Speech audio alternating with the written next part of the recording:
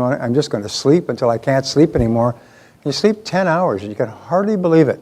And then all of those things that were bothering you the day before, well, they weren't really that important. So sometimes it's really important to get lots and lots of rest.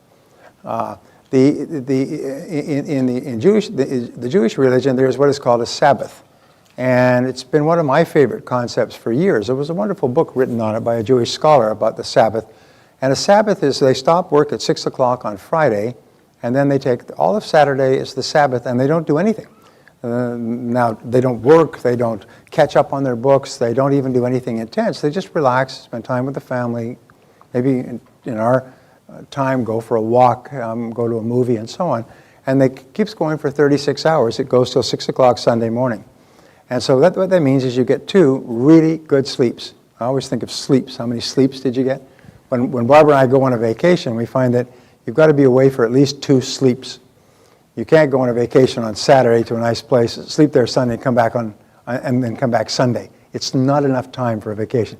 3 sleeps is better, but 2 sleeps is the minimum. But a Sabbath gives you 2 sleeps. It gives you 2 full nights of sleep where you completely relax, and you'll find that if after that 36 hours, the whole world looks different. You're much more relaxed, you're more positive, you see more possibilities, you're more creative, you see things that you can do, you have the energy to take actions, and so on. So sometimes if you get really tired or if you get burned out emotionally because of a stressful situation, the smartest thing you can do is nothing. Just relax, just back off and get lots and lots of sleep. It really helps you. Okay, moving right along here, programming your mind for success. You know that a computer, if you program a computer, it simply operates on the basis of the computer, of the basis of the programming. If you want to get different results in your outer world, you have to put in a different program for your mental programmer. So this is how we do it. We say your self-concept is your bundle of beliefs inside that determines everything that happens to you. Remember, all change begins with a change in your self-concept, the way you see yourself and think about yourself and believe about yourself. There was a man many years ago, very famous, true story. His name was Victor Sarabriakov. And I learned this story from Zig Ziglar. And Victor Sarabriakov was the parent of immigrant laborers who came over from Russia. And he grew up and he went to school. And he seemed to float through school. He did whatever schoolwork was necessary. But he daydreamed a lot. And sometimes he read other things and looked out the window. And they concluded that he was probably mentally retarded, did not really have, he had learning deficiencies, wasn't really set up to be very successful, and so he was just passed through on the never, never, never get failed plan, you know, where they just keep passing the problem kids on to the next grade and it doesn't come back. And so he went all the way up to the 10th, 12th grade, and he was still looking out the window, and he sat down with his counselor in the 12th grade, and they suggested that he join the Army. Because in the Army, he could get a nice job, you know, cleaning latrines or being a carpenter or driving a truck, where they would provide for him for 25 or 30 years, and then he could have a nice pension, and he could retire, and he would be safe and secure. And he didn't think much about that, so he left school and he drifted, and he worked as a farm laborer, and he worked as a janitor, and he worked cleaning up motels, and he just drifted across the country. And one day, when he was down on his luck, about 2 years later, he'd been drifting around, he's now about 20 years old, he saw a sign, you know, the Army needs men. And he remembered the recommendation from his guidance counselor in high school, so he went in and he applied to enroll, to register, what do they call it, to sign up for the Army. Pardon? To enlist, yes, to enlist, thank you.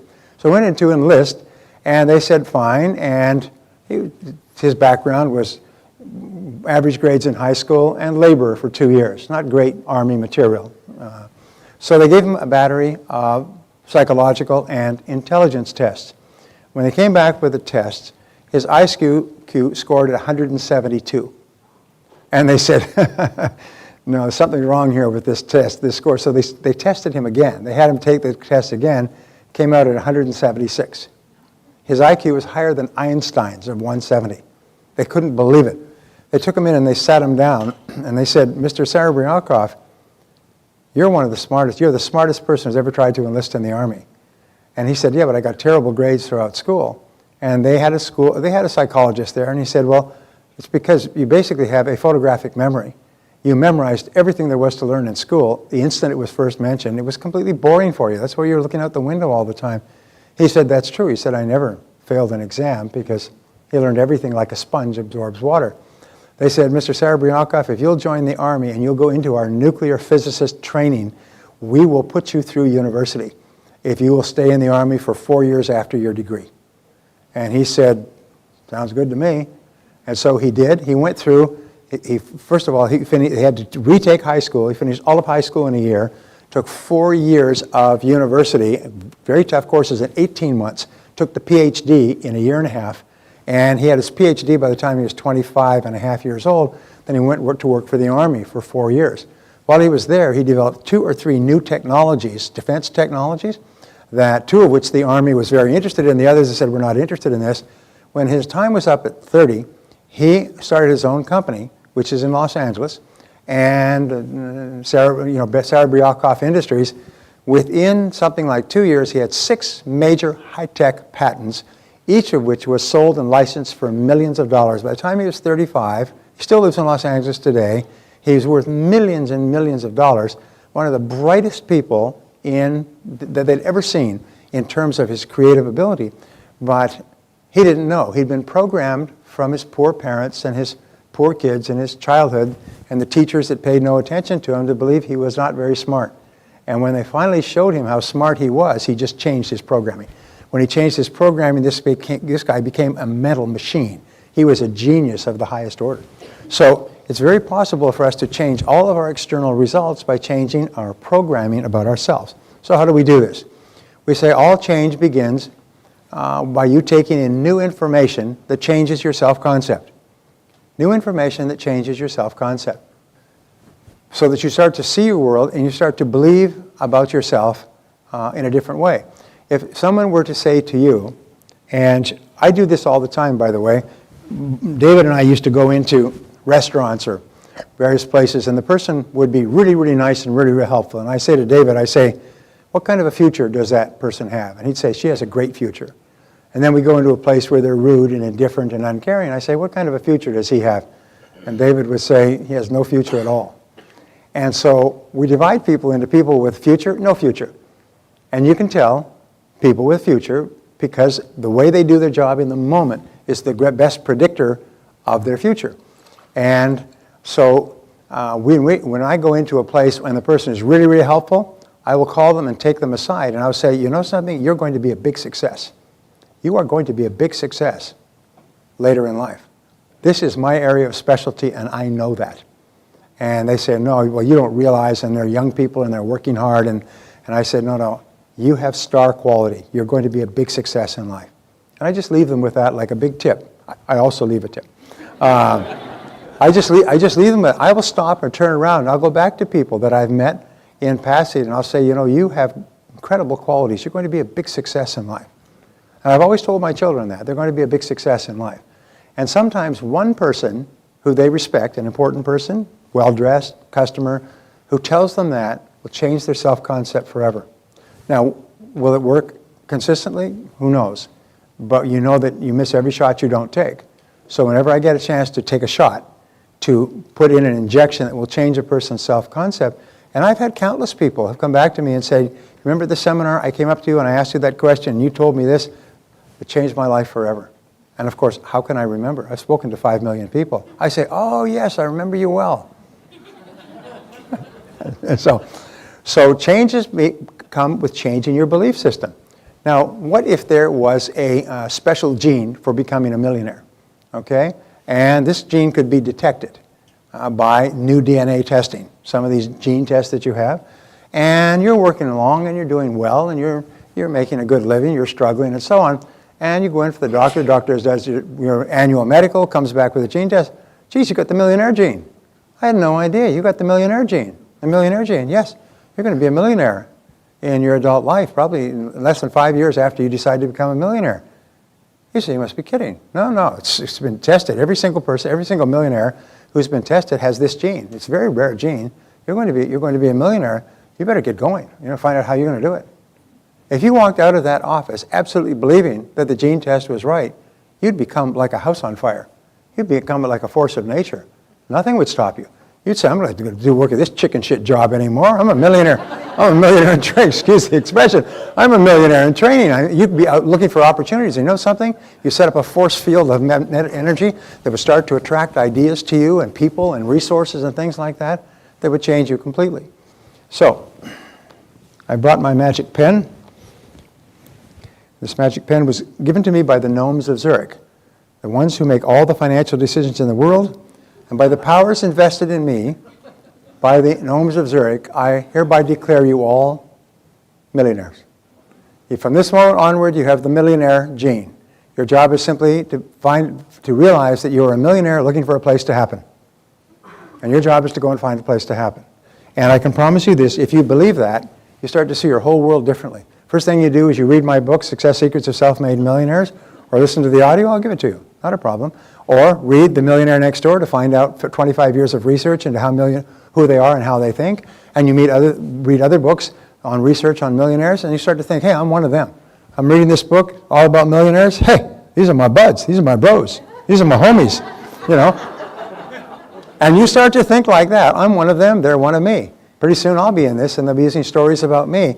When you start to think like that, if money is a concern of yours, and I know that money is not a concern for many of you, and we say anybody who says that will lie about other things as well. But the point is that if you start to think that you have a millionaire gene, like you are encoded, you're programmed to be a millionaire, it starts to change everything. That means that you're guaranteed to be a millionaire if you'll just get on with it and start to produce value at a high enough level that you can be paid well and you can hold on to it. That's not a bad idea. So, programming your mind for success, the psychology of becoming says that you are in a constant state of becoming. Each one is in a continuous state of growth and change. And I like to do it like this. It's almost like this is you, and you're continuing moving forward, and you're growing and changing depending upon the information that you're taking in. Now, the great tragedy is that if you always do what you've always done, you'll always get what you've always got. So if you're continually taking in the same old information, whether it's frivolousness or television set or TV or Twitter or something else, if you just keep taking the same thing and keep hanging out with the same people and reading the same papers, then nothing will change. The natural tendency is you just go on forever. But if you start to take in new information and new ideas and read new things and talk to new people, you start to evolve and grow in a different way, in a different direction, and at a different speed. Remember, the natural tendency is for people not to do this. So we say if you want to evolve and grow more rapidly, you must make your goals clear and describe them in detail. Make your goals clear and describe them in detail. The interesting thing is, as soon as you are absolutely clear that you want to achieve a particular goal, you start to get all kinds of ideas to achieve that goal. You start to see all kinds of possibilities. You activate your reticular cortex and you start to see ideas that can help you everywhere. You start to run into people and meet people. You start to see things in the newspaper. It's really quite astonishing. I remember reading a story of a serial entrepreneur, and he'd made many millions of dollars in different businesses. And one day he was reading the Wall Street Journal, and there was a little filler, just a little piece about 2 inches, one column by 2 inches, and it said sales of Italian racing imports of Italian racing bicycles increased 37% in the last 12 months. And that's what it was, just a little thing from one of the Department of Trade publications. So he said, 37% growth rate, that's pretty good. He said, I wonder why that is. So he started to do some research. And what he found was, this was many years ago, is Italian racing bicycles, which is very popular today, were almost unknown in the U.S. And a 37% increase meant that they'd imported 1,000 the year before, and they'd imported 1,370 this year for a bicycle market of maybe 25 million bicycle riders. So he began doing some inquiries. He sent away for some information. He got in touch with the major Italian bicycle manufacturers. He opened a store that was a bicycle. He actually went to a bicycle store and agreed to take half the space. He imported the bicycles. He advertised, and they started to sell. By the time he was finished, he had 32 stores selling Italian bicycles by the shipload, and he made something like $15–20 million before he sold the business. It all came from just noticing that little notice. But the thing is, he was looking for the notice. He was looking for business ideas. My friend Peter Thomas was sitting on a beach, and it's an entrepreneur, he was from Canada, from Vancouver, sitting on a beach in Hawaii and reading the Wall Street Journal, and it talked about this new franchise for real estate offices that had just started up in Irvine, California, where they were combining mom and pop real estate companies into a single company and putting the banner on it so they had nationwide exposure. He got up from the beach, he went back to the hotel, he checked out, he flew to Irvine, he had no money, flew to Irvine, walked into the offices of Century 21 and said, I'd like to buy the franchise for Canada. And they said, Canada, where's that? I said, big blob of land up to the north. He said, well, you can have it. How much is it worth? He said, I'll give you $10,000. I'll give you $5,000 now and $5,000 in a year.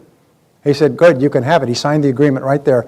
Exclusive rights for Century 21 for Canada. Today they have like 500 offices in Canada. He's a multi-millionaire retired living in Phoenix. He was well known throughout the country as one of the great entrepreneurs. He made an absolute fortune from one little story, but he was looking for the story. So when you start to think that you want to make a lot of money, you're going to see, it's almost like opportunity is going to be waving, hey, here I am, hey, me, pay attention to me, read this. And people will come up to you and say, here's a great business opportunity. You say, no, I'm waiting to make my first million. No, you nitwit, that's probably it. Anyway, so keep your mind open, because once you're clear about it, you're going to start to attract opportunities for everything you could possibly accomplish. Now, you must dwell on them most of the time. Remember, you cannot have a goal and think about it once a month. It's just like being married and thinking about your family once a month. It does not really mean you're really committed. It's like the story of you've heard the story of the chicken and the pig on Farmer Brown's farm. And it's Sunday morning, and the chicken comes to the pig and says, you know, Farmer Brown's been pretty good to us. Let's give him a ham and egg breakfast. What do you say? I'll provide the eggs and you provide the ham. And the chicken pointed out to him, he said, the pig pointed out to the chicken, he said, well, for you it's a donation, but for me it represents a big commitment. Well, you have to make a big commitment in order to achieve a goal. So there are two obstacles to becoming everything you are capable of becoming. Obstacle number one is homeostasis. Homeostasis, depending on what side of the country you live in, is called a hardening of the attitudes. It means that you become rigid and fixed in the way that you think. Homeostasis is another rephrasing of the comfort zone. It's a major reason that people don't grow is because they get locked into what they've already done in the past, and they're very uneasy about doing something new. Whenever someone suggests something new, and you use those miraculous words, yes, but, it means that you're probably trapped into homeostasis, the status quo. Yes, but what about this? You could do this or you could do that, but yes, but. And it always brings you back to what you were doing before. So we like to maintain the status quo. Human beings love the comfort zone. The second obstacle to change is psychosclerosis. And psychosclerosis is, as I say, the hardening of the attitudes. What that means is that you become very rigid in your thinking, and you're not willing to try new things. This is normally caused by low self-esteem and by fear. Is we don't want to try something new. What if we lose our money? I remember when I was growing up, by the time I was 15, I was earning more than my father was. I had my own lawn mowing business, and I had to buy my own equipment. I had beautiful equipment, and I had to get them to sign for it because I was only 15.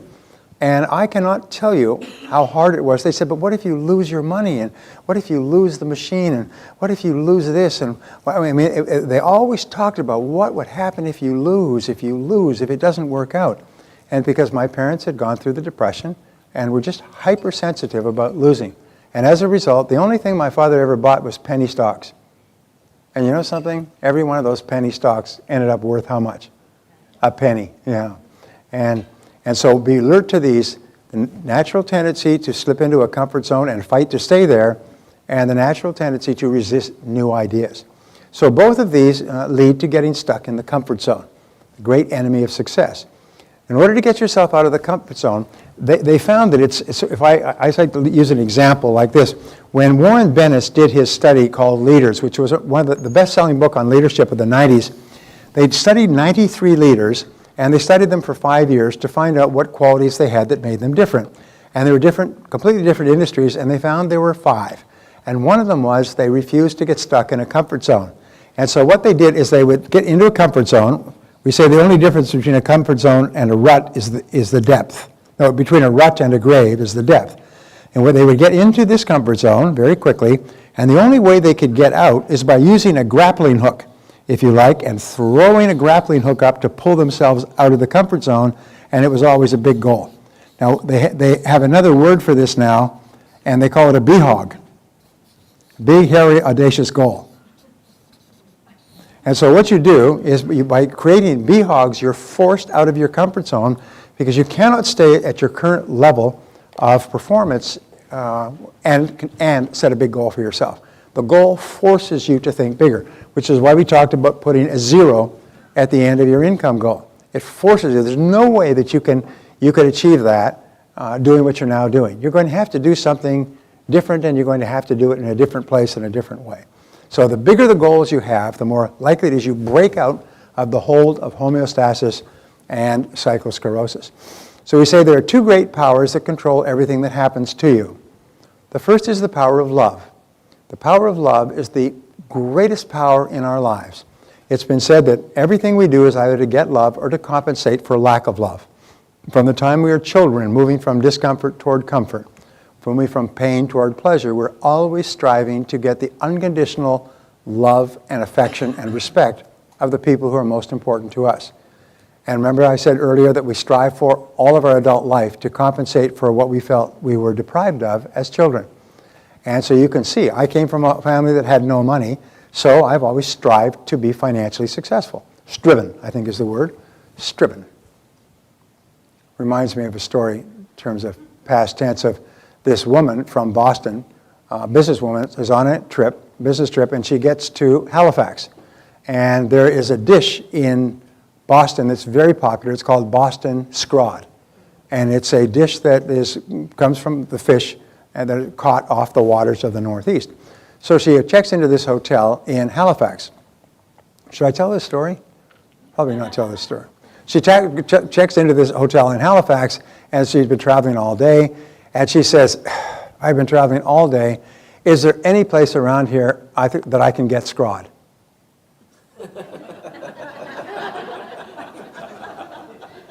And the desk clerk says, well, yes, madam, there's several places, but I've never heard it asked for in the past pluperfect subjunctive before. Anyway, everything, I was too quick for you, I can see that, all right. Everything we do is either to get love or to compensate for the lack of love. And it's love, it's approval. People who have an extremely high need for love are driven into politics, into show business, they're into areas. Do you remember that wonderful line from Sally Fields when she got the Academy Award? You like me? You really like me? I mean, this was the greatest thing in her life, is that the people that were her peers in Hollywood, they really liked her, and they gave her the Academy Award because all her life she has been striving for love and acceptance from her peers. The second great power that controls everything that happens to you is the power of suggestion. And you and I are inordinately suggestive in that we're constantly affected by the suggestive elements in our world. Everything counts. Every single word we hear, every conversation we have, every song we listen to or news story, everything we read has an effect on us, and it's helping us or hurting us. Everything counts. Everything counts. If I were to say to you, geez, there's some great research. It says that if you eat really, really healthy foods, you're going to feel much better and have more energy and sleep better, and your skin will be better, and your digestion will be better, and everything else if you eat really, really good foods. Did you know that? You'd say, come on, give us a break. We've known that for 50 years. We know what we should eat, we just don't eat it because we like delicious things, and really good foods are not always delicious. So, of course, we know that. But if I were to say that everything that you take into your mind affects your personality and your temperament and your self-confidence and your goals and your clarity and your intelligence, it has a profound transforming effect, you'd say, wow, that's an interesting thought. Everything you take into your physical body affects you physically. Everything you take into your mind affects you mentally and emotionally, and it affects the results that you get in life. For example, when Barbara and I found that Christina was on her way, we went out and bought more than 30 books on child raising. And we read them back and forth and discussed them for 9 months. We had read thousands and tens of thousands of words on child raising. And after our children were born, we read baby's first 3 months of life, baby's first 6 months, baby's first year, baby's first second year, and so on, so that we were keeping current with everything that we possibly could, so that we knew what we were doing. Do you think that that had an effect on what kind of parents we were?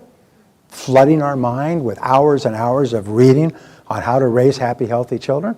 An enormous impact on our parenting because we flooded our mind with it. I then meet people who have children who have never read a book, never taken a course, never read an article, never talked to anybody. They say, oh, you just do it naturally. You wonder why your kids are wearing their pants down to their ankles and have got earrings in their nose and mohawk haircuts and smoking dope and drinking, and they're 9 years old. Anyway. Number 6, the law of habit has an inordinate impact. The law of habit or inertia says that in the absence, the law of inertia says in the absence of a specific decision on your part to change some aspect of your life, the natural tendency will to go on the same way indefinitely. In other words, inertia says that a body in motion tends to remain in motion indefinitely in the same direction. And a body at rest tends to remain at rest. And unless you make a decision to do something different, you remain at rest. Einstein had a wonderful line. He said, nothing happens until something moves. Nothing happens until something moves. So it's really important that you think of moving. So, I say 95% of everything we do is by habit. And 95% of your success or failure will be determined by your habits, either good or bad. I've written a book on this called $1 Million Habits, which is a great book. And it takes 12 critical categories of life: health, money, technology, learning, growth, family, relationships, and so on. And it gives the habits that the top people have in each of those areas. The interesting thing is that no one is born with any habits. Is all habits that we have learned through practice and repetition over time. And we can override bad habits with good habits. Sometimes people have a smoking habit. How do you get over the smoking habit? You develop habits that override that habit. Exercise, self-discipline, not putting yourself in harm's way, not going to places where they smoke. You do everything possible to develop a new habit until you have the non-smoking habit. There's some people who have been chronic smokers, now they're chronic non-smokers. They're religious about not smoking. So you can develop any habit you need to develop. And 95% of what you do is habit. From the time you get up and brush your teeth in the morning, to the way you mix your coffee, to the way you drive your car or park it, to the way you dress, everything's a habit. Now there's some habits that are good to have because they make things automatic and easy. You don't even have to think about them. There are other habits that can be very, very harmful and need to be challenged if they are not serving you. My friend Ed Foreman said the rule of success, he said, he said, good habits are hard to form, but easy to live with. Bad habits are easy to form, but hard to live with. And the rule is to form good habits and make them your masters. And so what you say to yourself, if I had a habit of this, being punctual, a habit of planning every day in advance, a habit of exercising for 30 to 60 minutes each morning when I get up, a habit of going to bed by 10 o'clock. If I had these habits, would they serve my life? Well, surprise, surprise, you look around and find really successful people, they have these habits. And nobody had them to start with. So Goethe said, with regard to habits, everything is hard before it's easy. The reason that people do not develop good habits is because they're lazy and undisciplined. They just simply cannot stick to it until the habit locks in and becomes automatic and easy. But here's the good deal, is that once the habit is locked in, it's easier to do it than not to do it, because it becomes your new comfort zone. And you are only comfortable when you are performing with that new habit in that new range. So developing new habits is important. Now, how do you develop habits? Well, the biggest mistake that a person makes is say, well, I want to develop all of these habits. No, develop one a month for the next year. Pick the habit. Say, well, if I went early to bed, early to rise, that would really help me, because I get a good night's sleep and I'd be up, I could plan my day, and I'd be able to start early, okay? Or if I did all of my shopping at one time so I didn't have to shop during the week. Or if I was punctual for every appointment. Or if I spent an hour a day studying my craft. Whatever it happens to be, pick one habit and do that for a month. And don't make exceptions, do it every single day for a month until it locks in. At the end of the month it's locked in, and then develop a second habit. and say, what would be a good habit for me to have? And plan all my finances carefully and review all my expenditures every single day so I'm really clear about how much in, how much out, where it's going, and so on, as opposed to the way I do it today. Well, if you develop one habit a month for a year, you'll have developed 12 new habits. If you develop 12 new habits, you'll have reprogrammed yourself completely in 12 different areas of performance. Do you think that would have an effect on your life? Do you know what a profound effect 12 new self-chosen good habits could have? It could so profoundly change your life as to be unbelievable. Barbara and I developed the habit, we both wanted to lose some weight, developed the habit of what we call salads at 6. So we have a salad at 6 o'clock with protein, fish, meat, chicken, just a nice salad at 6 o'clock. It's early, and it's too early to drink, so you don't drink. So you have salads at 6, and that lasts you all the way through to the next day, because you don't need to eat again for 12 hours after you've eaten dinner.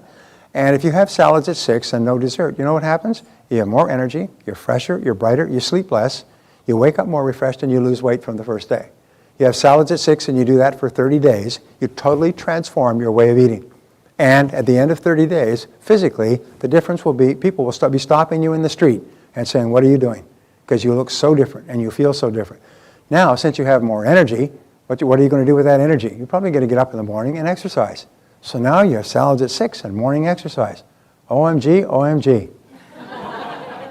Do you see what I'm saying? And then you say, I'm going to plan every day in advance and set priorities on my day and start with my most important task. Now we're starting to double and triple because each of these new habits is having a multiplier effect against the other habits. In what seems to be a very short period of time, and you will know, a week, a month, a year can go by like a blink. In 1 year, you'd be a totally different person. And here's the wonderful thing. Each time you engage in a behavior that leads to a better habit, your self-esteem goes up and your self-confidence goes up. You get a backflow of endorphins, which gives you... You not only get paid off as a result of achieving the habit and the results of the habit, you get paid off every step you take to develop a new positive habit. Makes you happy, gives you positive feedback, gives you ideas, makes you more creative. You literally start to transform your personality by taking one step at a time, developing one habit a month. Just an aside, no extra charge for that. Number 7 is the law of emotions. We say every decision that you make is based on emotion of some kind. The stronger emotion will dominate a weaker emotion and will determine what you do. In other words, if you have an emotion of desire to become successful in your work, but you have an emotion of fear and insecurity, you don't want to lose your security, whichever emotion is the most intense is the one that will dominate the other. There's a story of the old Indian chief, and he was asked, he said, I have 2 wolves, he said, on either shoulder. The black wolf on one shoulder is always luring me to do things that are not good for me. And he said the white wolf on the other shoulder is always encouraging me to do things that are good for me. And the person he was talking to said, which is the wolf that dominates? And he said, the one I feed. The one that I pay the most attention to is the one that dominates my thinking. So you can actually, by continually thinking about what you desire, you actually cause that to become more intense, and you cause the fear that's holding you back to become less and less. And so pretty soon the desire for success, happiness, achievement is much greater than the fears that hold most people back. And you do it little by little, just by dwelling on it over and over. And so that eventually becomes your stronger emotion. The law of emotion says every decision you make is based on emotion, Okay, the 2 major emotions that constantly wrestle within us are fear versus desire. You know that our fears come from our early childhood. No child is born with any fears, so if we have fears as adults, we've learned them. By the way, some fears are good. Fears of crossing the street in busy traffic, that's good fear to have.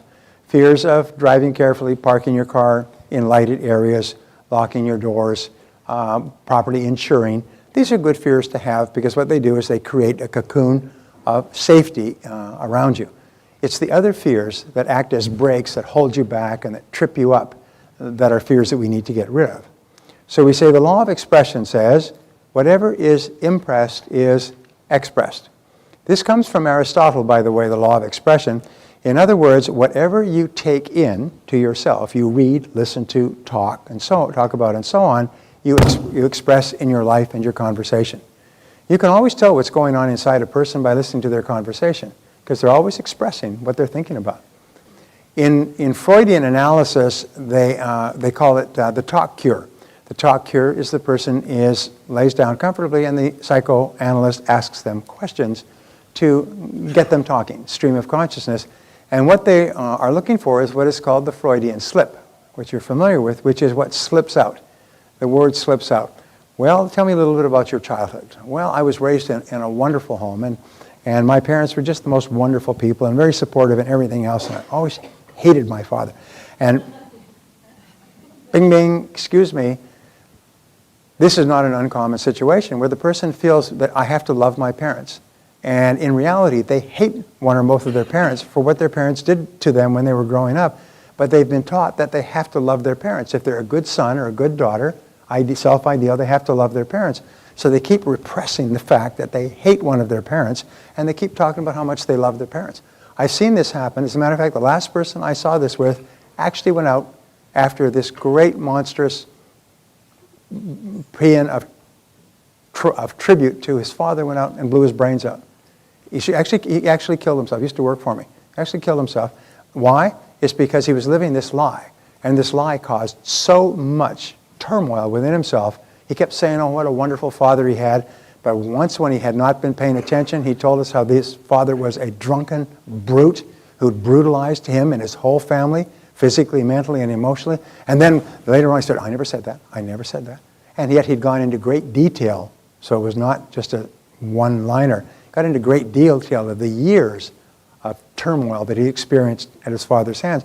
And later he said, no, my father was loving and kind and just could not deal with it. So whatever is impressed is expressed.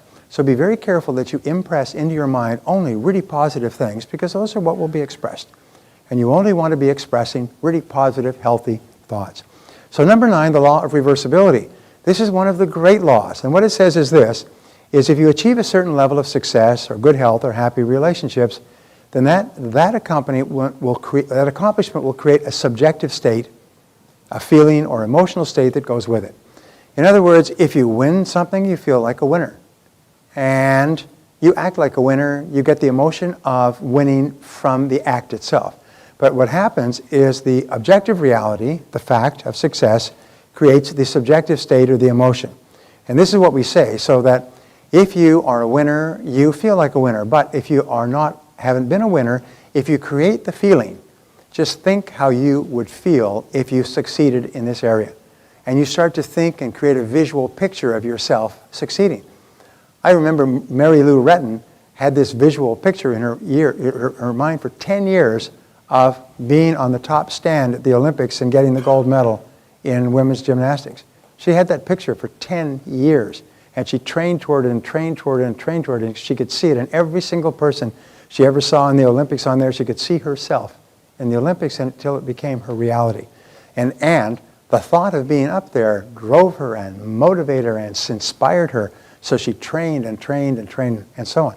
And then the most amazing damn thing happened. Here's Mary Lou Retton working as hard as can be, doing well in local gymnastic competitions, but realizing she'd reached a ceiling. I think she was living in Chicago. And the greatest trainer of young women gymnastics in history, Bella Caroli, who had trained Nadia Comaneci, had trained her, defected from Romania and set up a school in Florida just when she was about to hit her peak of training. And so she told her parents she's got to train with this man. And her parents shut down their business, sold their house, and moved her and the whole family to the city in Florida where Bella Caroli's studio was. And she worked under Bella Caroli straight through to gold medals in the Olympics. I mean, it's just a great story. And what she had, though, was this very clear picture of winning, and the visual picture of winning created the objective reality. So the principle of reversibility says if you really feel great about yourself, you'll behave in a great way. But if you don't feel in a great way, you can create the feeling within yourself, or you can act your way into feeling. You can act like you're already successful and you create the feeling. Or you can feel that you're already successful and it will create the action. Are you with me so far? So it's really important. This law of reversibility goes back and forth. What William James of Harvard says, that if you do not have an emotion, but pretend as if you already do have the emotion, you'll experience the emotion that would go along with the success. So we say, imagine that you have your goal already. Imagine that you're already at your goal. One of the great exercises, if what you want to do is have a big, beautiful, ideal home for yourself, is to go to open houses on a regular basis in the kind of neighborhoods that you dream of living in. Barbara and I did that at a young age, and walk through these houses that are far beyond anything you can afford, and just walk through the houses. Just walk through the houses and think about living there. And as you do that for a while, it's sort of like those webcams that take a look at the whole house that you can watch online. You can actually visit a house online. Well, you become a webcam, and what you do is you just take a moving picture of the kind of house and you file it away, and then you go to another house and you say, I like this staircase and I love that backyard and this kitchen is beautiful, and you start to create a composite by going and looking at all these beautiful, expensive homes. And what happens is your subconscious mind begins to believe that you live in a big, expensive home and begins to adjust your behaviors so that you become the kind of person who can afford to live in that kind of a house. Now you say to me, oh yeah, but what if it doesn't work? No, you idiot, that's the wrong question. The question is, what if it does work?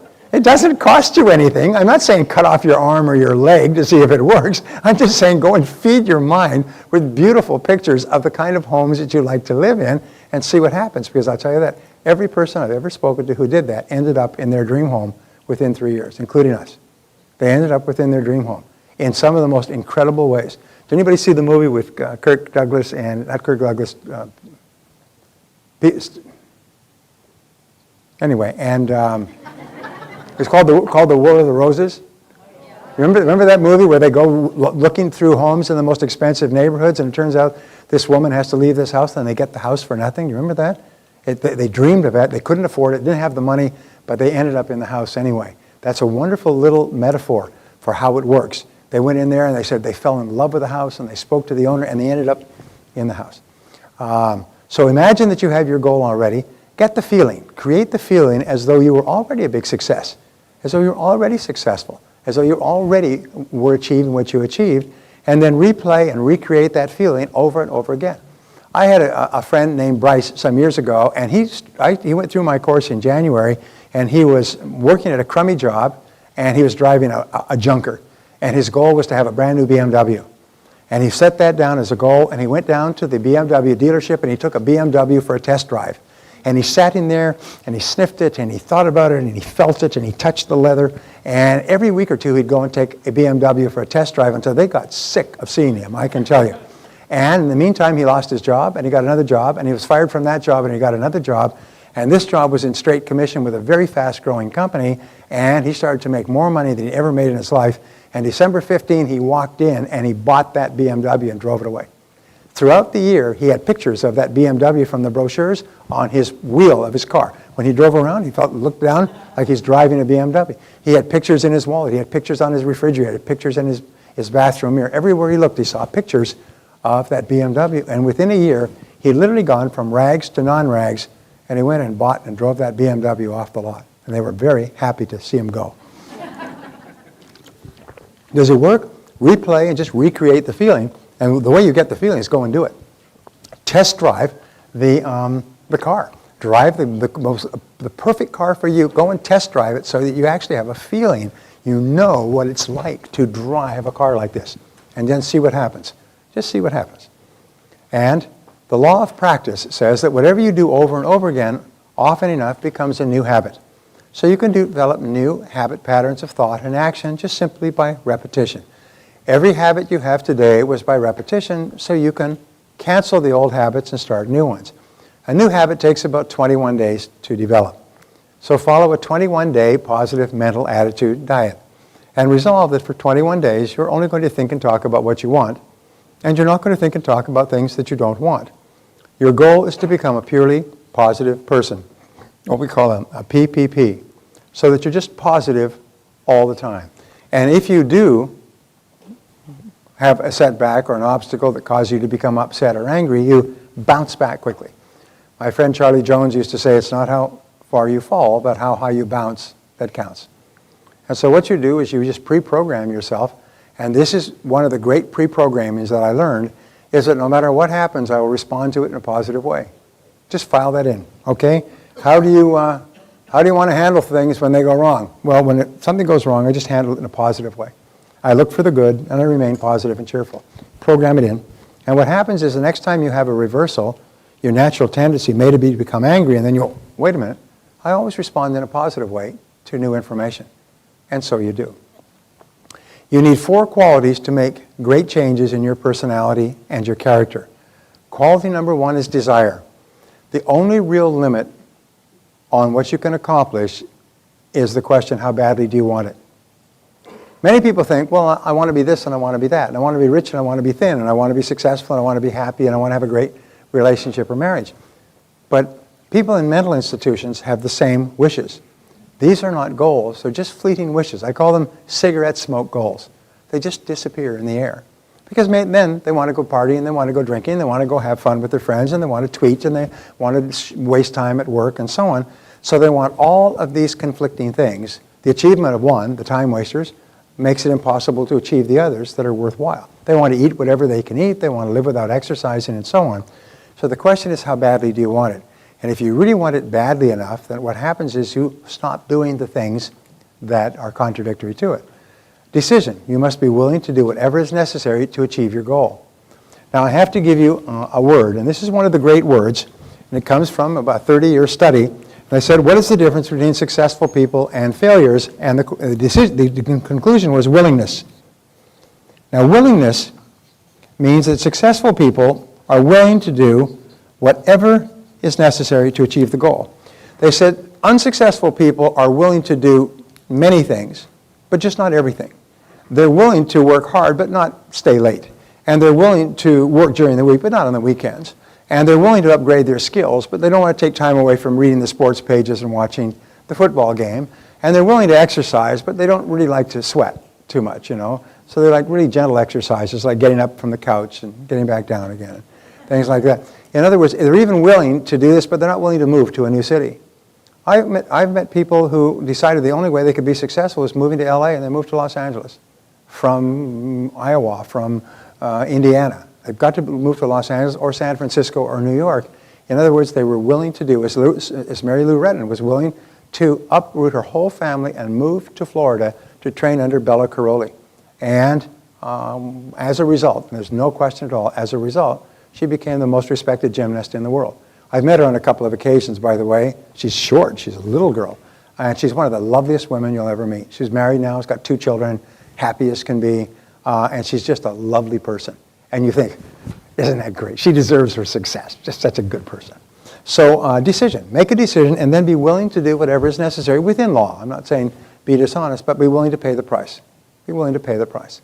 Number 3 is determination. Back your plan with iron willpower. Remember, when you start working on a new plan, as Confucius says, a journey of 1,000 miles begins with a single step. It's hard at the beginning. It's hard to get started. It's hard to keep going. It's easy to quit.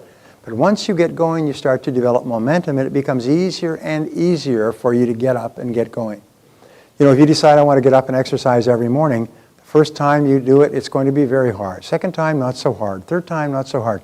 After you've done it for 3 weeks, you can hardly wait to get up tomorrow morning and exercise. Because after you've exercised, you feel pumped, you feel high, you've got endorphins in your brain, you're energized, you feel good about yourself. You can hardly wait for that, what is called the exercise effect, after you've done it for 2 or 3 weeks. After that, you start to feel real irritable and antsy if you don't exercise. Most people who are into exercising just cannot not exercise because they start to feel really irritable. Discipline is the master key to riches. And this is really the most important key of all, is the ability to discipline yourself to do it whether you feel like it or not. To just keep on keeping on until it becomes a habit. But remember this, wherever you are today, you've gotten here by the things you have done or failed to do in the past. Wherever you want to go in the future, there's no limit because you can control it. And when you start to practice self-discipline, which Napoleon Hill called the master key to riches, when you start to practice self-discipline, it becomes easier and easier. And here is the great discovery, is that every act of self-discipline raises your self-esteem and your self-confidence. Every act of self-discipline deepens your persistence and your determination. Every act of self-discipline makes you stronger and more confident in yourself. When you practice self-discipline, you actually build yourself as a person. And that's why you find that the greatest men and women in history have worked on themselves, like working out with weights, to become very disciplined and focused in doing the things that they need to do to be successful. So every step you take toward becoming more disciplined actually raises your self-esteem and self-confidence and makes it easier for you to take the next step. So self-discipline is really the master key to riches. It's the foundation skill that makes everything possible.